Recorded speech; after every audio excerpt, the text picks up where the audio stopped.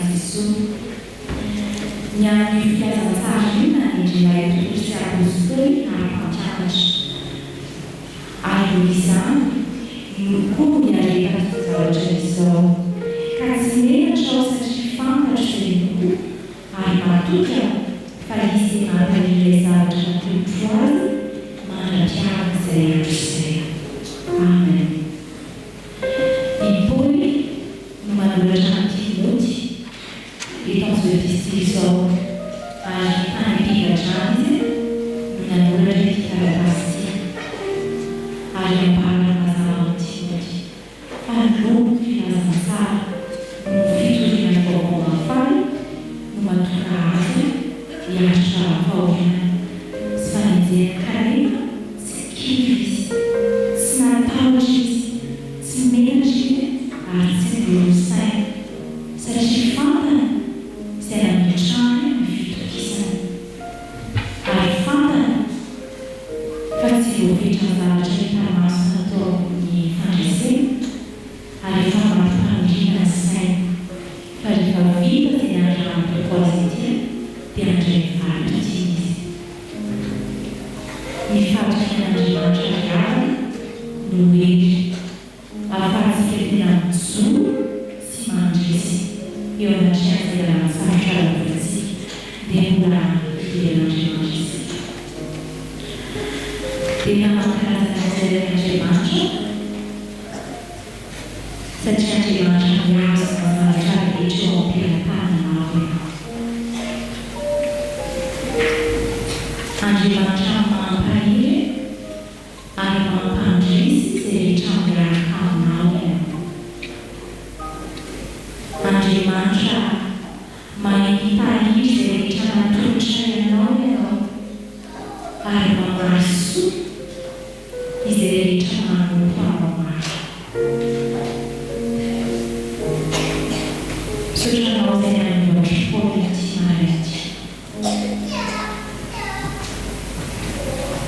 Perché oggi ti dobbiamo parire, arrivare a fare il succhino, ora ti fanzie, ora ti foglia. Ti sanno di mangiare, diciamo con sei. Ti devono ritrici di mangiare, di far tutto tu sfoggi ora fanzi la scena parla fanno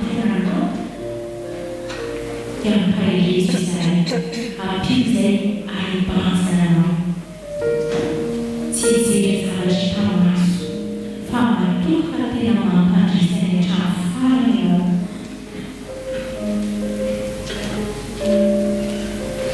per quelli tutti a pagare a più separata per la casa di Paolo Bani se ne confarci lascia il guardio anche bene Amen ci sono Amen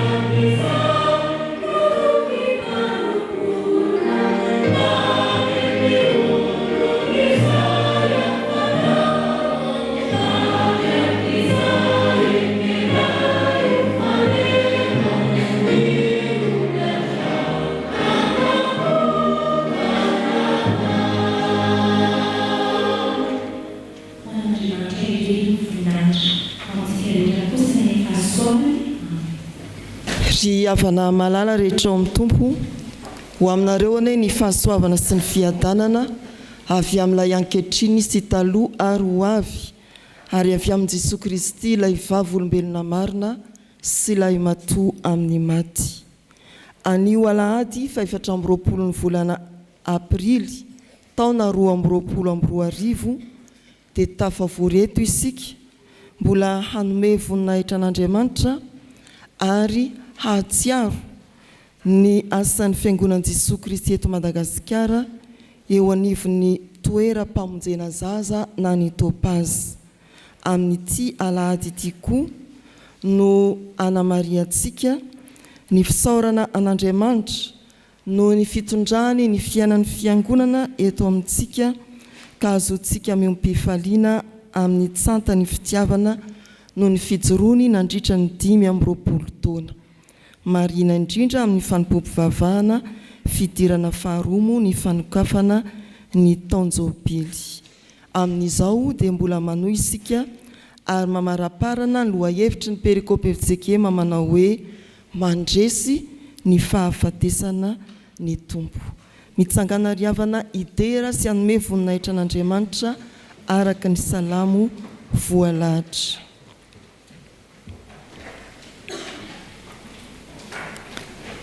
Hoy ny mpanao salamo amin'ny anaran'i Jesosy: avia aoka isika ioby ho an'i Jehova, aoka isika hanao feo fifaliana ho an'ny vatolampy famonjenantsika, aoka hankeo anatrehany amin'ny fiderana isika, aoka hanao feo fifaliana ho azy amin'ny firana isika. Fa Andriamanitra lehibe Jehova ary mpanjaka lehibe ambonin'ny Andriamanitra rehetra izy, eo an-tany amin'ny fitoerana lalina amin'ny tany, ary azy ny tendrombohitra avo, azy ny ranomasina fa izy ny nanao azy, ary ny tany maina dia noforon'ny tanany. Amen.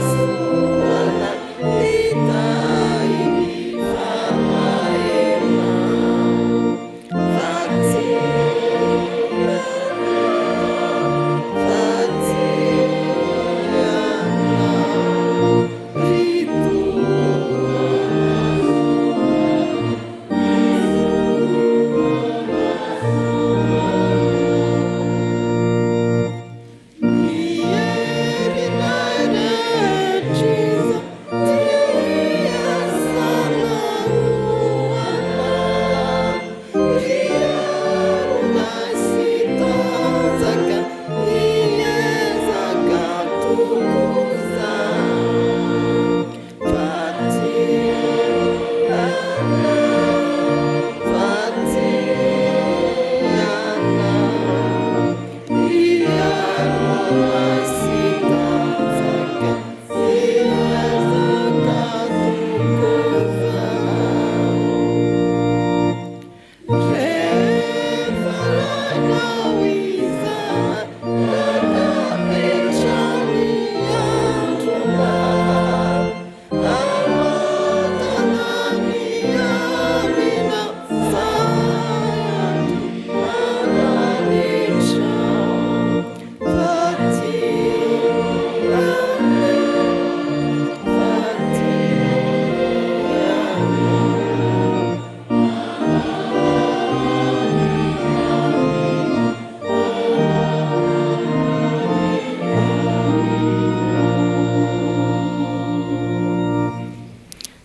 mivavaka isika. Isaoranay ianao Andriamanitra fa mbola hanavelanao andreny antsinao izahay mba ho tonga amin'izao fiaraha-mivavaka izao. Jesosy Kristy ianao no lalana ka ataovy tonga eo anatrehan'Andriamanitra marina izahay mandritra ity fiaraha-mivavaka ity. Jesosy Kristy ianao no fahamarinana ka hamarino mendrika ny voninahitrao izao fanompona tanterahana eto izao. Jesosy Kristy Tomponay ianao koa no fiainana ka omeo fiainam-baovao ao aminao izahay mba ho tonga vavolombelon'ny fandresenao ny fahafatesana. Aokare ny fanahy masina hahidinao ampy-mizara ka hiasa aminay tsiraray avy ka nafaly izahay na malahelo tezitra mety ho kivy mitebiteby na matahotra koa dia ho marina aminay ny teninao manao hoe fiadanana ho anareo. Ary dia amin'ny anaranao Jesosy Kristy no hanatanterahanay izao fanompo-pivavahana izao. Amen.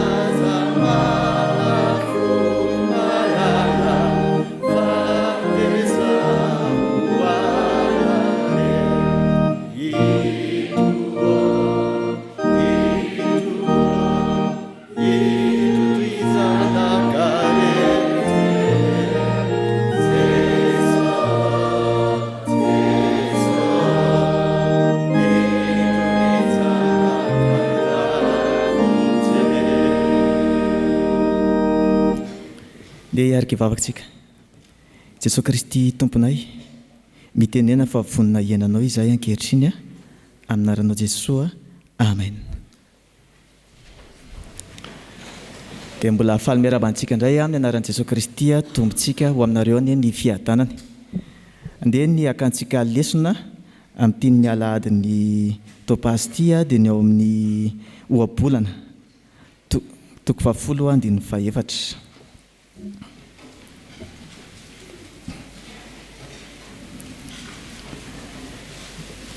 Dia nanaovantsika azy satria zany io natao ny boky ny ohabolana zany dia boky angalana fahendrena izy io.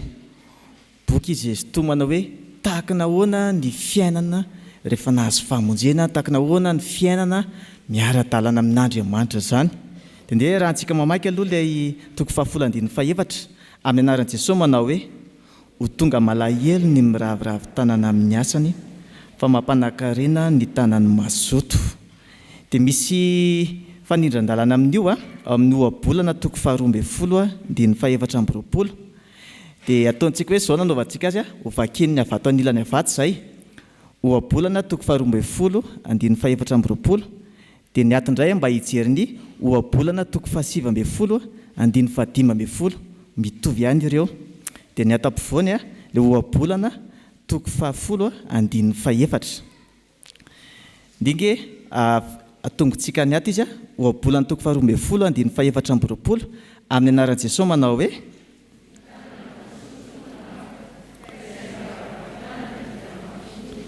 misaotra indrindra tompoko. Dia ato indray ohabolana toko 7:15.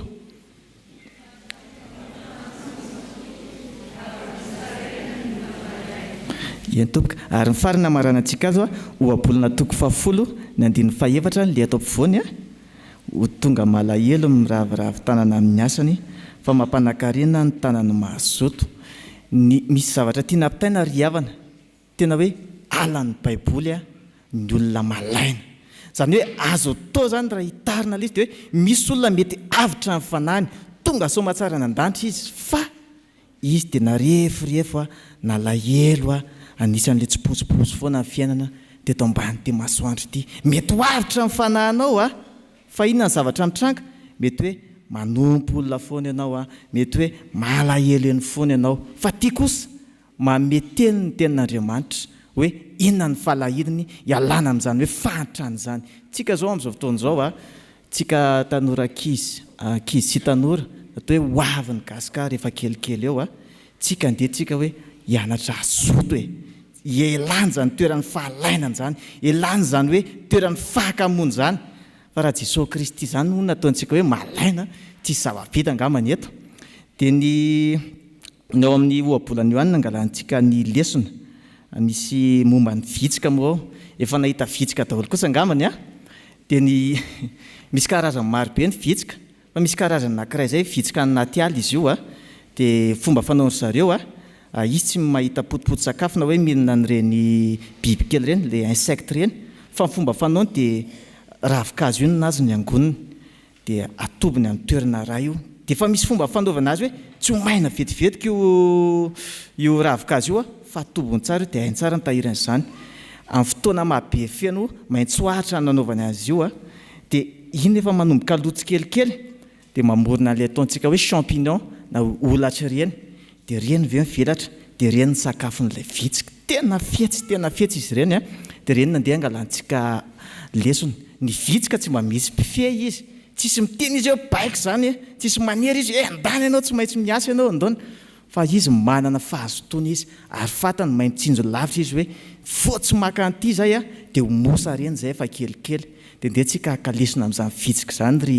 ankizy malala sy tanora malala hoe akalesona amin'ireny tsika hoe andeha tsika azoto hiasa fa tsika reto ny hoaviny ty firenena ty efa kelikely andeha tsika azoto hiasa tsy petrapetra fotsiny fa ny zavatra ataontsika aloha zany amin'izao fotoan'izao de hoe mifantoka amin'ny fianarana raha mbola mianatra isika ho anao zay efa anatin'ny andalana fitadiavana ny asa aza malaindana mitarehetra mivavah mafy fa tsy maintsy omeny tompo asa isika de ainganio mba tsisy tsony ny ray aman-dreny zany hiteny hoe efa vita ny entomody fa tonga de anao mihitsy ny teny dada neny efa vita ny entomody koa efa vita ny devoara koa zany mba fifaliana ho an'ireo ray aman-drentsika ireo de ndeha averintsika farany ho fanamafisana ilay tenin'Andriamanitra amin'ny ohabolana toko 10 andin'ny 4 amin'ny anaran'i Jesosy manao hoe ho tonga malahelo ny miravoravo tanana amin'ny asany fa nampakana renina ny tanany mazoto.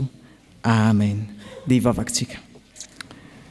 Jesosy mba ome fahazotoana miasa trany izahay esory ny akamoana ao anatinay amin'ny anaranao Jesosy. Amen.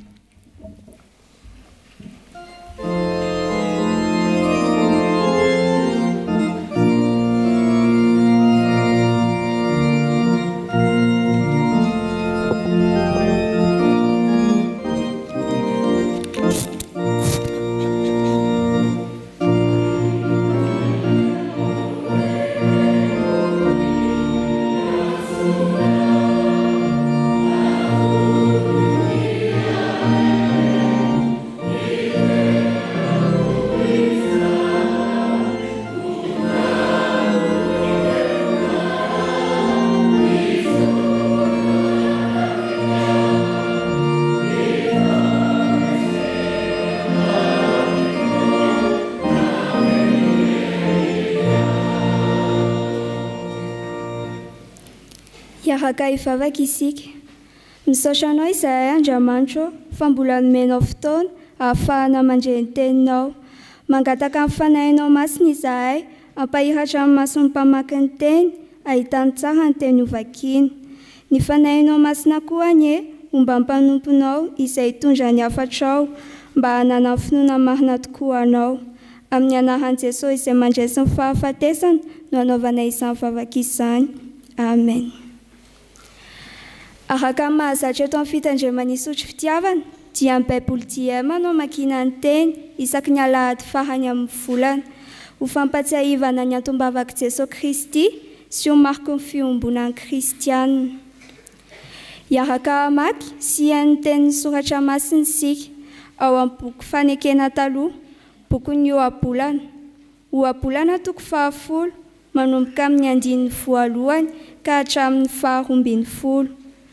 Ohabolana toko 10 1 ka hatramin'ny 12. Rehefa hita dia ho vakiana amin'ny anaran'ny Tompo.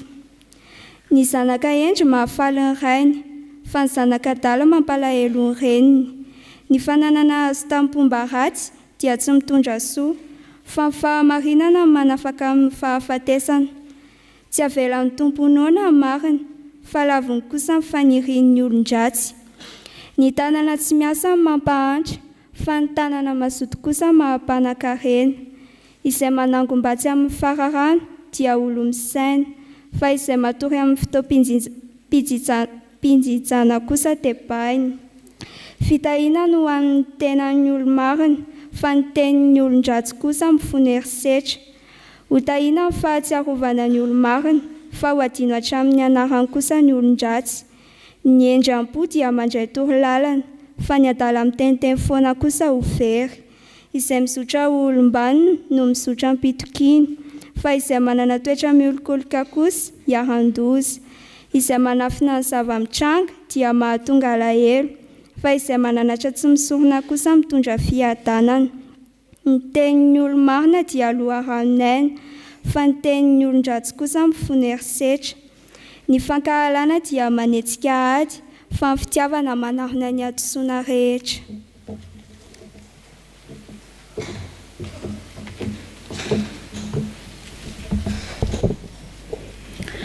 Ho tohizantsika ny famakiana ny soratra masina ao amin'ny fanekena vaovao, filazan'ny tsara araka ny Jaona toko 20 andininy 9 ka hatramin'ny 130. Ary ho faranantsika ny famakiana ny soratra masina ao amin'ny epistily 2 ho an'ny Timoty 2 toko 1 andininy 9 ka hatramin'ny 12. Rehefa hita dia ho vakiana amin'ny anaran'ny Tompo. Noho ny afa-kerinandro dia vory tao an-trano indray ny mpianatra Jesosy, ary tafaraka tamin'ireo koa i Thomas. Voahidy avokoa ny varavarana, kanefa dia tonga Jesosy nijoro teo avovoan'ny mpianatra ary nanao hoe, ho ao aminareo any amin'ny fiadanana. Avy eo dia hoy izy tamin'ny Thomas, ary soa eto ny rantsan-tananao, ka jereo ny tanako roa, ary soa koa ny tananao, ka atsofoy eto amin'ny foko, ary aza malain-kino fa minoa. Dia namaly Thomas ka nanao taminy hoe, tompoko sy Andriamanitro. Fa hoy Jesosy taminy, noho ianao nahita dia nino, sambatra kosa izay tsy nahita nefa nino. Maro koa ny famantarana hafa nataon'i Jesosy teo imason'ny mpianany no tsy voasoratra amin'ity boky ity, fa voasoratra ireo famantarana ireo mba hinonareo fa i Jesosy no ilay Mesia, ilay zanak'Andriamanitra, ary mba hahavelonay anareo amin'ny alalany raha mino azy ianareo. Izany no ampahatsiarovako ny hamelombelomana indray, ilay fanomezam-pahasoavana narotsak'Andriamanitra tao anatinao, fony ao nametra-tanana taminao. Tsy mba fanahy mahatonga ho kanosa no efa nomen'Andriamanitra antsika, fa ilay fanahiny mahatonga antsika ho feno hery sy be fitiavana ary mahay mifetena. Koa aza menatra ny hovavolombelon'ny tompontsika, aza menatra ny amiko ihany koa dia izao voafonja noho ny aminy. Fa aoka hiaretanareo fijaliana miaraka amiko ny vaovao mahafaly araka ny hery omen'Andriamanitra anao. Andriamanitra no namonjy antsika sy niantso antsika ho vahoakany, tsy noho ny asa vitantsika fa noho ny fandaharan-tenany ihany ary noho ny fahasoavany. Efa nomeny antsika tao amin'ny Kristy Jesosy izany fahasoavana izany, fony tsy mbola nisy ary akory izao rehetra izao. Kanefa nahariariny antsika ankehitriny tamin'ny nisehoan'ilay mpamonjy antsika dia i Kristy Jesosy, izay nanafoana ny herin'ny fahafatesana sy nanambara mazava ny fiainana sy ny tsy fahalovana tamin'ny alalan'ny vaovao mahafaly. Ny hitorizan'ny vaovao mahafaly izany no nanendren'Andriamanitra ho apôstôly sy ho mpampianatra, ary izany koa no antony aretako izao fijaliana izao. kanefa tsy mahakivy ahy izany satria fantatro ilaina metrahako ny fitokiko ary azoko antoka fa izy dia mahatahiry ilay rakitsonan-kininy tamiko mandra-piavy ny andro fitsarana. Amen.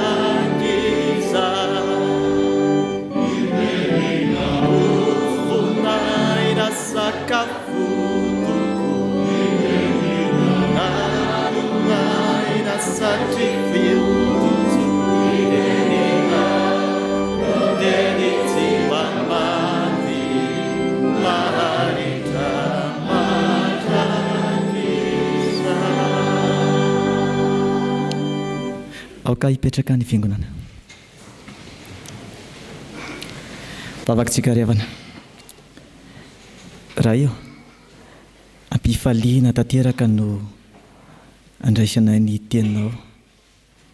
Efa mangeta eto izay, efa trindrin-daona izay Jesosy, aheno izay feonao, mianatra ny fampaherezana, ilay teny tonga nofo, ilay aina ka mitenena araka ny fombanao fa voninkainanao izahay. Amin'ny anaranao Jesosy, amen. Dia mbola napaka ao am-ponareo hatrany ny ery havana ilay fiadana Jesosy Kristy Tompo, amen. Dia ny angalantsika ny avatrany amin'ny anio dia ny ao amin'ny Timoty faharoa, toko voalohany ny 9 ka hatramin'ny 12 izay efa finaky ny mpanompony teo.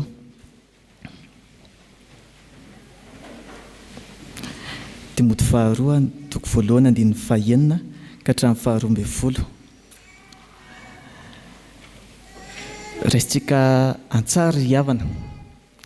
Ohatra hoe misy rano eto rano zava-pisotro mahafaty izany ilay izy. Dia misy olona anankiray avy tamevany tsy mahatsapa akory hoe misy zavatra mahafaty ity, fa tsika ireo ihany mahalala azy. Andeha hisotra an'iny ny olo iny, inona ny fiatsika ataontsika voalohany indrindra? Tonga dia hitabatabaka amintsika, tandremo mahafaty iny aza sotrony iny, tandremo fa tena mahafaty iny. Réaction normale avy aty amintsika zany mandeha ho azy zany. Satria nahoana? Mitsinjo ny ain'olontsika, mieritreritra izay mahasoan'ny olontsika. Fa nisan'ny mahagaga ry havana ary mialefa ankehitriny tsy mba tahaka izany ny amin'ny fiainana ara-panahy izao fotoana izao. Maro ny olona makana amin'ny lalan'ny fahaverezana. Maro ny olona miaina ao anatin'izany fahafatesana izany. Fa jerena fotsiny. Reny olona makana fahaverezana. Reny olona miaina anatin'ny fahafatesana ireny ary no Tomasy hiton'olona hoe andao hiara-dalana andao hiaraka.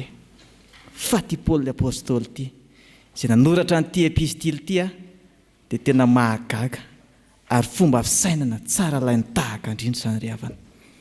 inona ny zavatra niseho tamin'izany tanam-pigadrana izy efa fanagadrana tsy voavoalohany io fa io no hoe araka ny mpandinika dia io no efa kelikely taorian'io dia hoe ho faty izy ho faty tia Paoly apôstôly ity ka nanoratra izy ho an'ny Timoty zanaka ara-panahiny dia nanoratra izy dia inona ny taratasy nalefany dia izy tsy niteny hoe dia omeko anao ry Timoty zanaka ilay tany hektara ary fa dia mambolea tsara dia ary ohatra misy zavatra nitoko tsara dia jereo any tsy an'la izy ry havana fa inona ny zavatra nitoriany ampirisika mandrakariva ny fitoriana ny filazantsara ary tsy vitan'izany fa nanamafy izy hoe le zavatra nampianariko le zavatra nitoriako reny ilofosana mandrakariva mampatsiahy izy hoe andana ry Timoty hoe torio le filazantsara sy efa nampianariko anao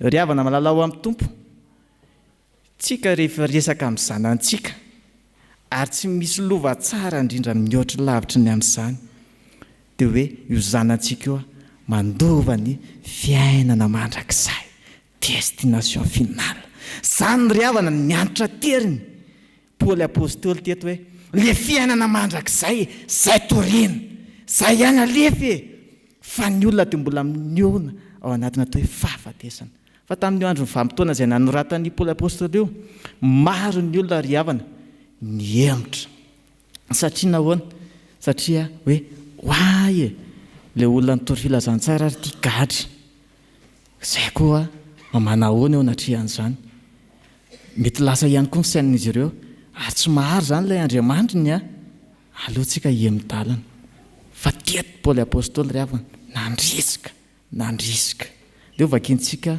ny andininy 9 sy 7 ny amin'ilay Timoty 2:1 teo amin'ny anaran'i Jesosy manao hoe ary noho izany dia mampatsiaro anao aho mamelomanao ny fanomezam-pahasoavana ao amin'Andriamanitra izay ao anatinao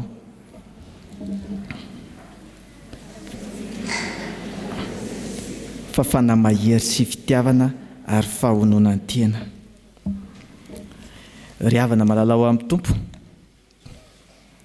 rehefa ndia hitory filazantsara tsika tsy vitanerintsika manokana izy io fa mila ny fanahin'Andriamanitra isika mila n'ilay fanahin'ny tompo isika dia ny fanahy masina isika impiry moa tsika ry havana malalao amin'ny tompo no tsy samby teny no miavatra no menatra matahotra mihitsy ary indraindray ilaza ao amin'ny ankonana ao amin'ny fianakaviana eo amin'ny fiarahamonina any amin'ny tontolon'ny asa any hoe hitory an'izany Jesosy Kristy zany ao mety tahotra hoe ianao koa monsieur pasteur ao mety fanenjehana hoe mety etahan'ny olona ianao hoe iny koa masina be fa tsy mitovy filinina aleo etaketahantsika iny matahotra tsika noho zany ry havana malalao amin'ny tompo fa ny tompo mampahery anao ankehitriny fa le fanazy ny menanao dia fanahina ozy izy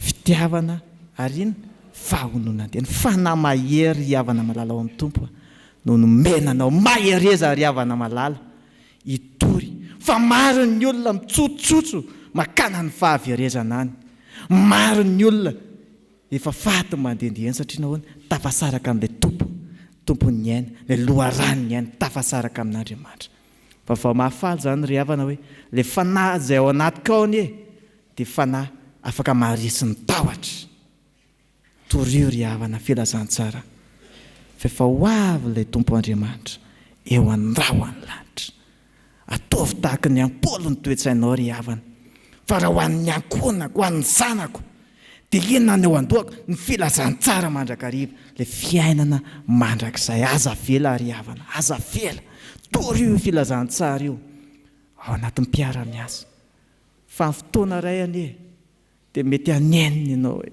tena fa maninona tsy mba nitory tamin'iny rahalahiko iny amin'ny fotoana anankiray dia mety alahelo ianao ary misy ary amin'izao fotoana izao manontsy fanao ilay rahalahinao ny fianakavianao dia malahelo ianao satria nahoana fa maninona tsy mba nitory filazantsara tamin'ilo zao izy mibiloka ny lalana izay tsy tokony alehany andao ry havana hitory filazantsara antoka ho anao fa namahery fa na fitiavana ny ao anatinao. Dia tahakana ahoana ary ilay filazantsara izay hotorontsika e? Tahakana ahoana tsika ny raha ndia hitory filazantsara manolona? Tsy resaka moraly be fotsiny io, na hoe izao no tahaka ny etika tokony hananantsika efa kristiana, fa ina ilay filazantsara mahavonjy, ilay mahavonjy amin'ny fahafatesana, ilay andehanantsika any an-danitra. Dia ho vakentsika ny 5. Amin'ny anaran'i Jesosy manao hoe izay namonjy antsika sy ny antso antsika tamin'ny fiantsoana masina, tsy araka ny asantsika fa araka ny fikasany sy ny fahasoavany izay nomena antsika tao amin'ny Kristy Jesosy atra ny fony fahagola. Amen. Be zany ry havana.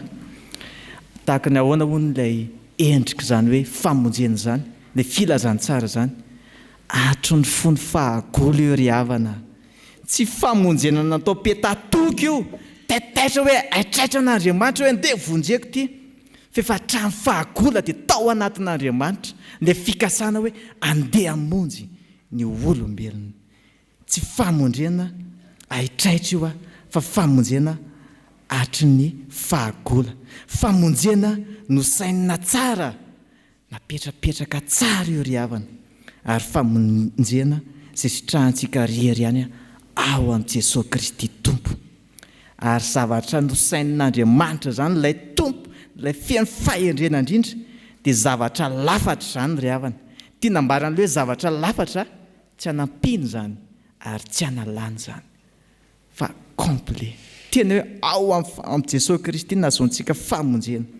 Raisiko amin'ilay hoe tsy hanampiana tsy hanalana, maro be ny olona amin'izao resaka fampianaran-diso, ary tsy vitan'ny resaka fampianaran-diso fa zavatra hitantsika amin'ny fiarahamonina. Raisitsika ohatra hoe ilay misy manao hoe le zavatra le olona ohatr' izao ny tsy maintsy anaovana sorona kely hony amin'ny toerana ioko, dia izao ny ten'ilay mpimarita hoe tadigana fotsiny tsika dia alatsaka eo izay vao afaka ilay zavatra eo. Sanatria izany ry havana fa ny famonjen'i Jesosy Kristy Tompo afaka nanadio antsika izay lasantsika rehetra tany ny ankehitriny, ary no avintsika ampy izany. Fa raha sanatrika manao an'izany tsika hoe mbola andeha hanao sorona hafa, ombo na gisa na gana salan'izany, dia sanatria an'izany hoe le ran'le gana iny indray zany no iny manadio anao kokoa no ny rahan'i Jesosy Kristy Tompo. Ary izay ny atao hoe blasphème, izay ny atao hoe manao tsinotsinona mitenin'ny ratsy an Jesosy Kristy ry havana. Fa andehantsika tena hoe iorina tanteraka amin'ilay tena hoe azo fijaliana, fa teo ny nanavotana antsika ry havana, teo ny nanolorantsika ny fahaotantsika rehetra ary nentin'i Jesosy Kristy. Jaona Mpanovadisa raha nahitan'i Jesosy dia ahoana ozy izy?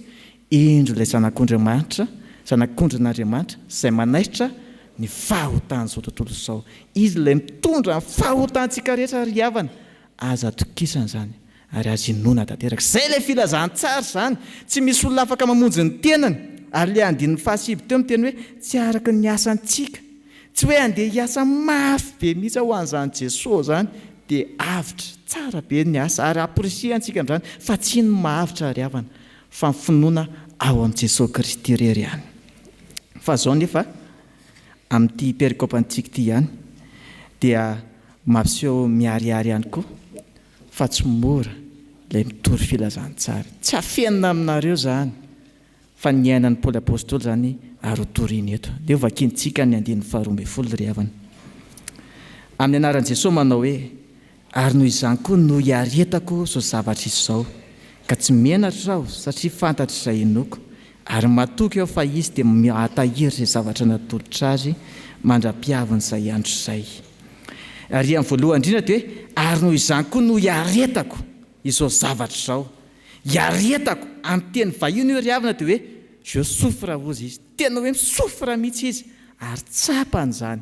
Tsy hafenina amin'ny kristianina zany ry havana, fa misy ilay hoe fiombonana fahoriana, fiombonana ny azo fijaliana amin'ny Jesosy Kristy Tompo, dia ny fanenjehana zany ireo maro samihafa izay miaraka amin'ilay famonjena miaraka amintsika. Dia misy zavatra tsy hafoy raha ho an'ny Paoly manokana jery antsika, dia misy zavatra tsy maintsy nafoiny tao, misy zavatra tsy maintsy niekeny tao. Za zany dia tsy maintsy ho gadry, nafoky ny fahafahako safitina hoana nitory ny filazantsara dia gadrainy zareo aty fa ahoana ozy izy a noho ny inona zany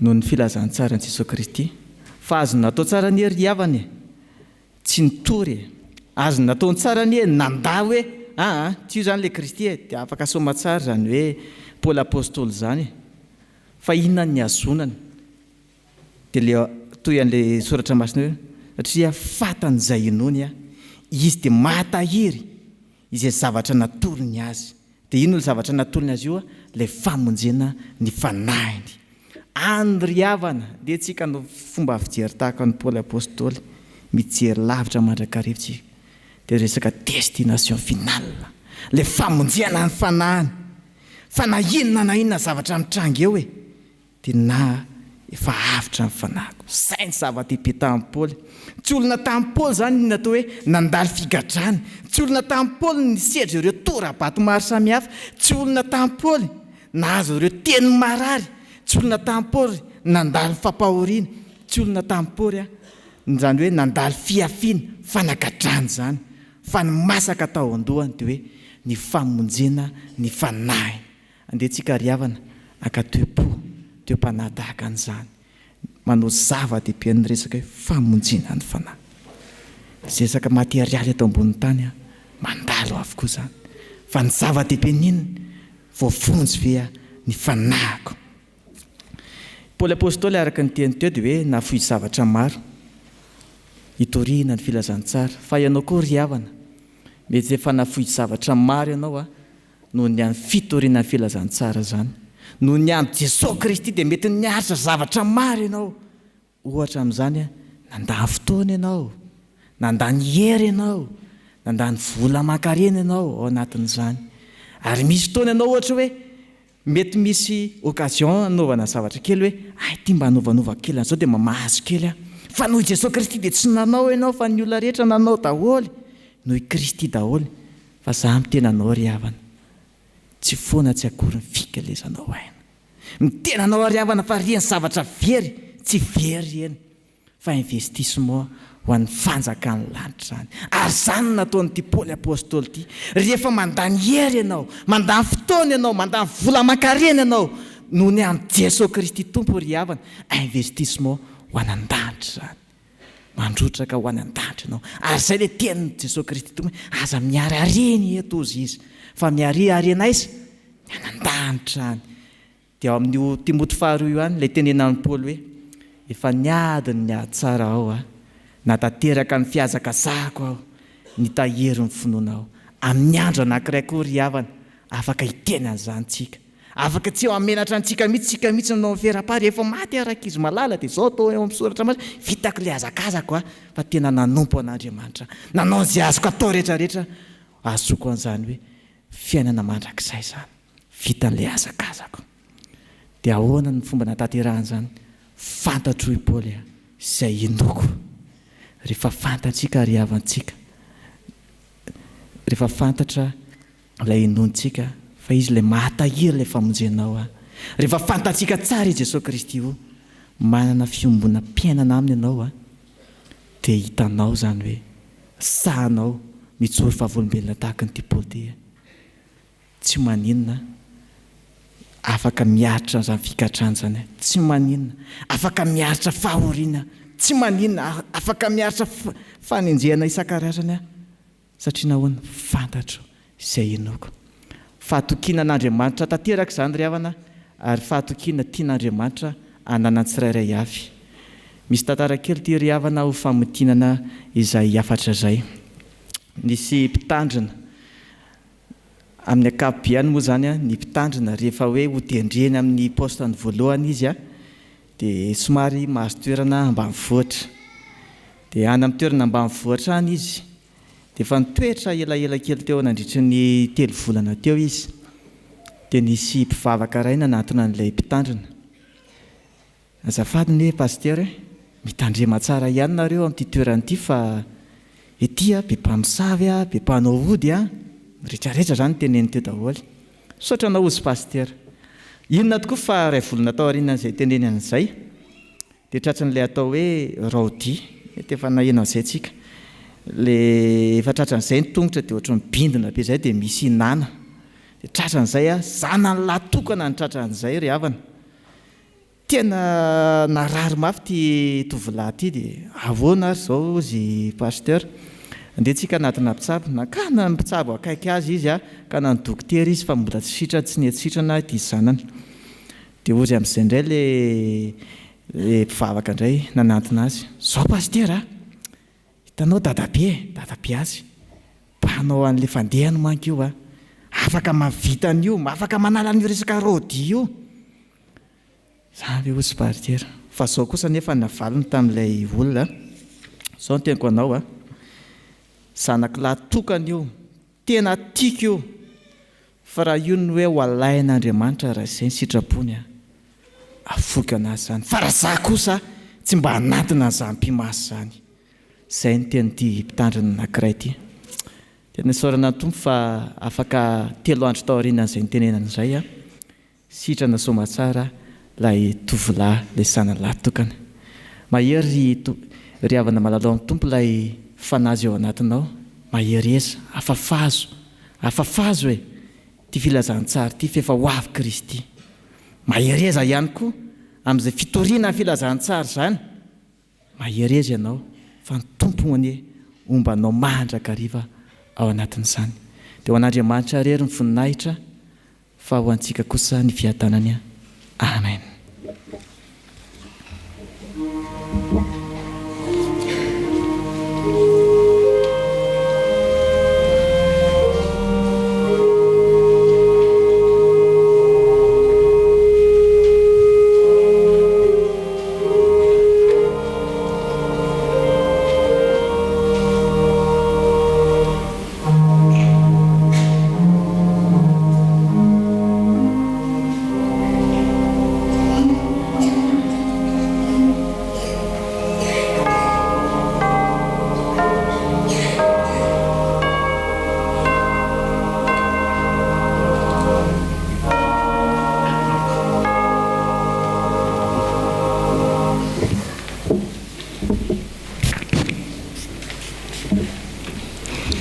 Iombona amin'ny vavaka isika.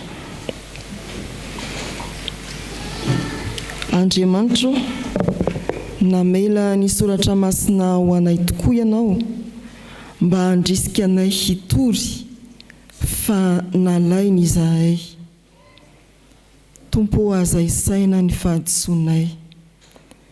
Namela ny soratra masina ho anay koa ianao mba hamelomanay ny fanomezam-pahasoavana nomena ho anay tamin'ny fametrahan-tanan'ireo loholona, saingy nodinay tsy fantatra ary noadononay azy ireny. Mamindrafo aminay Tompo. Namela ny soratra masina ianao, milaza fa fanahy mahery no omenao fa tsy fanahy osa, kanefa dia ny fahalemenay no tany saina mandrakariva ary indro hitanao ny fiainanay. Niara-lavo tamin'ny zanak'izao tontolo izao izahay fa tsy natory ny fandresenao tamin'izy ireny. Eny namela ny soratra masina ianao hampahafantatra fa voahomanatry ny ela ny famonjena, ampahamena nefa no nandraisana izany ka nielina ary tsy niorina ny fononay. Ianao aza manisa ny fahadisoanay ny amin'izany. Mamela ny soratra masina ho anay ianao ary tsy nanafina taminay fa ny fiainana iarahana aminao dia sekoly ny fahoriana. Niemitra izahay satria tsy naharesy ny sedra sy ny fizahan-toetra ka tonga fiomezana ho an'ny zanak'izao tontolo izao. Dia mamindrafo aminay koa ka avereno indray amin'izay lalana marina tokony andehanana hialohavanao izahay. Eny miteny amin'ny alalan'ny soratra masina ianao ka manambara ny Kristy ilay fototry ny fononay dia izy maty nefa nitsangana tamin'ny maty. Tompo, vonjeo izahay fa tsy fantatray akory izay inonay. Nataonay mitovy laharana amin'ireo karazan-tsorona samihafa ianao Kristy, hay hafa indrindra ary masina sy miavaka amin'ny rehetra. Ataovy mitodika aminao, ilay vomo teo amin'ny hazo fijaliana izahay, ary matoky fa ianao ihany ho any anefa ny finoanay. Indreo ny fiainan'ny kristiana tsy irairay avy izay tsisy miafina aminao, hatramin'izay tsy tsaroany akory. Raha nisy zavatra nampalahelo ny fanahy masina vitanao Andriamanitra, vitanay Andriamanitra, dia mamindrafo aminay ny amin'ireny. Ary amin'izao sisa izao dia horenao anatinay ny fanahinao masina mba hahazoanay manatanteraka ny sitraponao. Amin'ny anaran'i Jesosy Kristy zanakao. Amen.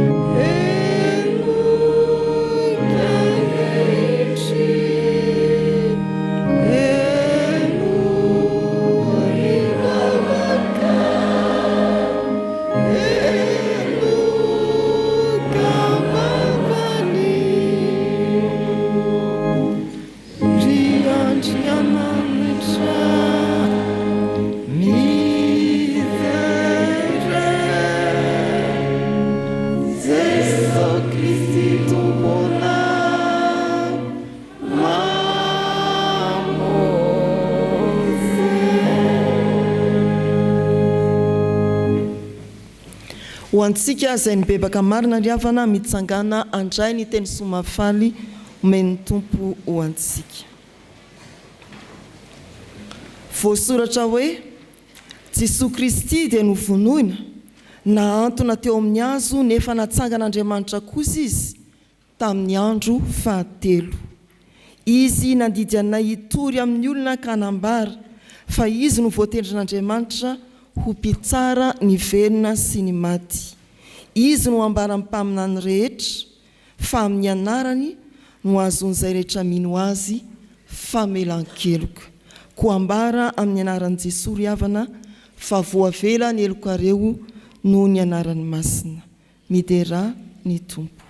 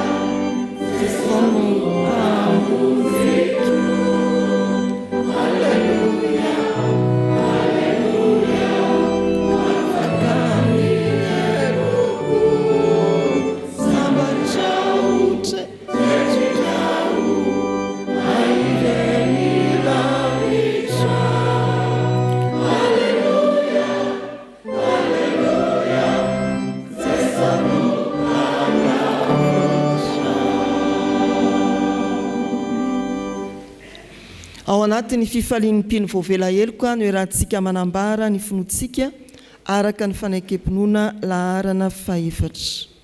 Manambara ny finoantsika an' Jesosy Kristy isika dia araka ny teniny Jaona mpanao batisa hoe indro ny zanak'ondrin'Andriamanitra izay manaisotra ny fahotany izao tontolo izao. Sy araka ny teny nataon'ny Andrea hoe efa nahita ny Mesia izahay. Sy araka ny teny nataon'ny Samaritana hoe ny tenanay no nandre ka fantatray fa izy tokoa ny mpamonjy izao tontolo izao. Sy araka ny teny nataon'ny Petera hoe ianao ny Kristy zanak'Andriamanitra velona, ianao no manana ny teny fiainana mandrakizay. Ary araka ny teny nataon'ny Tomasy hoe tompoko sy Andriamanitra. Amen.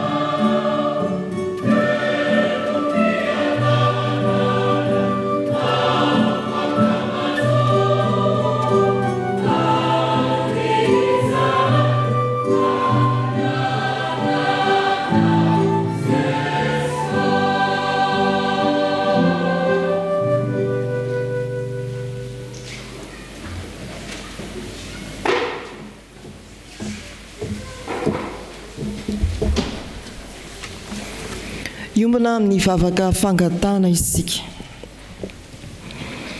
Ary satria nanome ny teninao mba hitoetra ao anatinay ianao ry Tompo Andriamanitray, no ny teny fampanantenana nomenao, dia indreto izay mandroso eo am-pototry ny azo fijalian'i Jesosy Kristy mpanalalana anay aminao, ary manonona vavaka ho anay sy ny manodidina anay eny ho an'izao tontolo izao.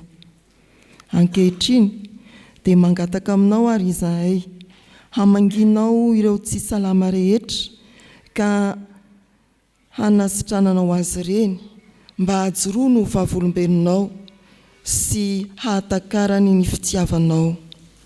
Ampionony koa no manamanjo mba handresy sy ho feno fanantenana ao amin'ny Kristy ilay efa nitsangana tamin'ny maty. Ampahirezo ireo manana olana, ara-ankonana, ara-pianakaviana, ara-piaramonina sy arakasy eny mety misy hiatrika fitsarana azy. Ampahafantaro ny tsirairay fa ety amin'izao tontolo izao no ahitana fahoriana, ianao efa naharesy izao tontolo izao. Ataovy matanjaka amin'ny finoana izahay amin'izay rehetra ataonay andavanandro, koa na iza ifanerasera aminay dia samy hatsapa ny herinao Andriamanitra miasa eto anivon'izao tontolo izao. Omeo fahendrena ireo mpitondranay ara-piaramonina isan'ambaratonga ary aoreny tsara ao aminao ny fanoloran-tenany fiangonanao. Tonononay mba ahery ao aminao ireo tompona andraikitra isanambaratonga eo amin'ny fiangonana, indrindra amin'ny sahan'ny fiangonan'i Jesosy Kristy eto Madagasikara. Mbola ao anatin'ny fivoriana ny mpiandraikitra vobe izay misolo tenany synodà lehibe anelanelam-potoana. Tompo, dia ilay fanainao masina manome fahendrena sy fahazavan-tsainany hamangy ny filosy ny barao mpiandraikitra foibe ary ireo mpikambana rehetra eo anivon'ny mpiandraikitra foibe mba hatontsanany fivoriana hifanitsy amin'ny sitraponao marina. Entina iambavaka ireo mpanatanteraka rehetra eo anivon'ny foibe FJKM, ireo mpanomponao Andriamanitra misahana ny synodam-paritany ato anatin'ny isahan'ny fiangonan'i Jesosy Kristy eto Madagasikara, ireo mpitandrina na katekista délégué any fotony eo amin'ny tanimbolinao, ireo tompona andraikitra samihafa miara-miasa amin'izy ireny, ny barao ny fiangonana, ny loholona sy ny dekona, ireo mpisahana ny sampana, sampanasa ary sy fikambanana, ny mpandray ny fanasan'ny tompo, ny vita batisa, ireo mpiara-mivavaka miara-mivoaka sy miditra aminao any amin'ny isam-piangonana. Dia samy ahita anao Jesosy Kristy ary hivelona amin'ny fandresenao isanandro isanandro. Fa amin'izao alahady ahatsiarovana ny asan'ny fiangonana ny tompom-panarenana zaza izao, te hivavaka ho an'ireo zaza hiadidiana ao amin'ny topazy izahay, te hangataka fampaherezana ho an'ireo fianakaviany ary indrindra hitalao aminao an'ireo tompona andraikitra misahana izany. Eny misaotra anao no ireo mpanomponao izay feno fitiavana ka manohana ny asa ampahareto amin'izany izy ireny. Mivavaka koa izahay ho an'ireo zaza maro mety tsy manakia ary tsy misy manabe sy mitaiza eny amin'ny fiarahamonina eny, mety ao anatin'ny fianakavianay, ka mboty izy ireny. Andriamanitra akekezo ary ataovy mahatsapa koa ny fitiavanao sy ny herinao. Izany no vavaka sandratray Andriamanitra. Raha misy izay manery ny tsirairay dia hienohy ny vavaka tonononay ao am-pony amin'izany.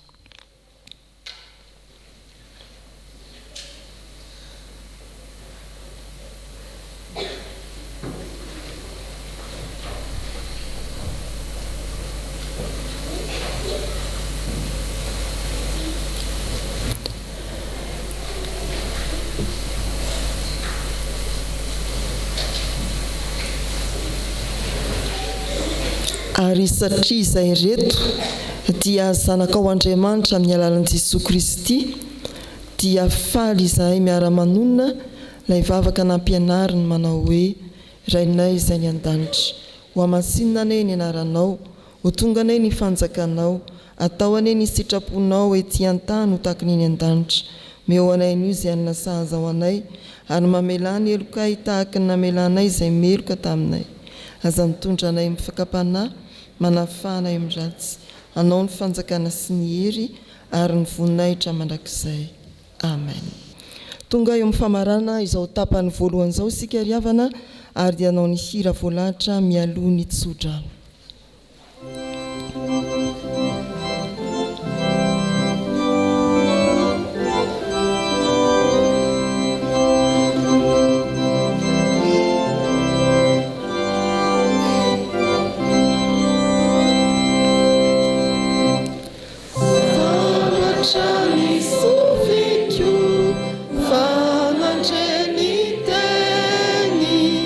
Teni Jesus.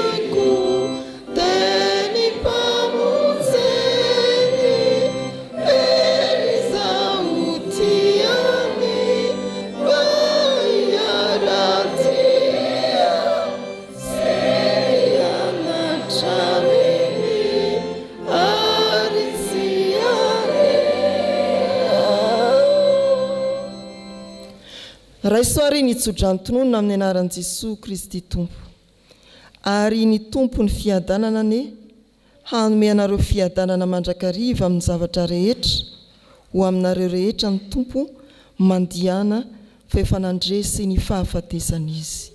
Amen.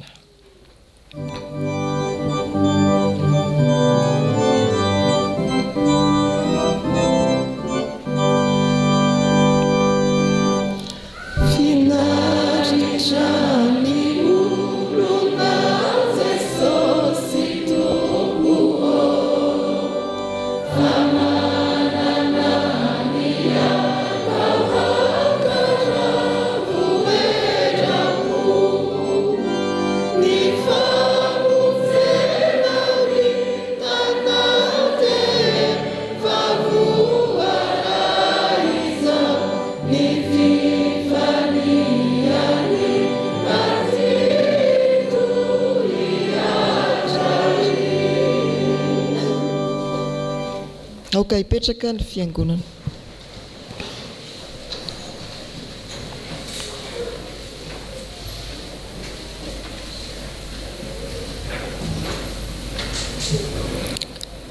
Izay rehetra vita sy ny mbola ataona eto Andriamanitra dia atolotra ho voninahitra ho irery ihany amin'ny anaran'ny Ray sy ny Zanaka ary ny fanahy masina.